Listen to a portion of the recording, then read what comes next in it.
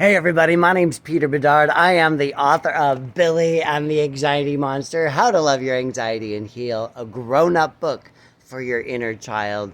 I wanted to share with you this idea of loving your anxiety.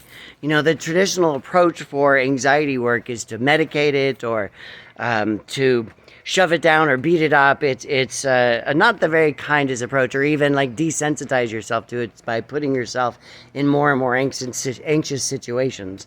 And my approach for working with anxiety is very different.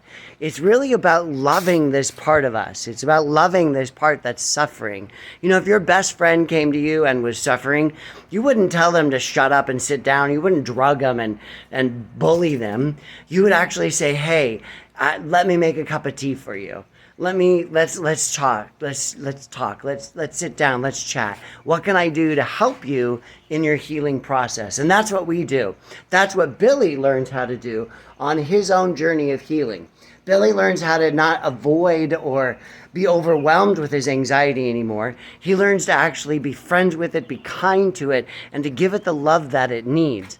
One of the steps of this process is to actually let your anxiety take on a shape or a form of some sort, to actually give your anxiety a shape that you can relate with. Maybe it's a black cloud or a thunderbolt, maybe it's a sharp knife, whatever it is. To actually go to that part, let it step out of you so you can see it. When it shows up, it's like, oh, there's Bob the Blob, there's the knife, there's whatever it is. And now I'm going to sit with that part. I'm going to give it a name. And by giving it a name, I can relate with it. So it's not just this amorphous sort of blob, this thing that is overwhelming us. We can now actually sit down at the table with it, have a cup of tea with it, and actually just sort of say, hey, you're suffering. I'm so sorry. I love you.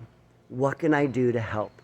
So if you're suffering with any form of anxiety, you have any kind of experience like that, I'm going to encourage you to sit down, make a cup of tea, and just connect with this part. Instead of running away, medicating it, making it wrong or bad, feeling ashamed or embarrassed of it, actually love it. And you can learn how to do that in Billy and the Anxiety Monster, How to Love Your Anxiety and Heal, a grown-up book for your inner child.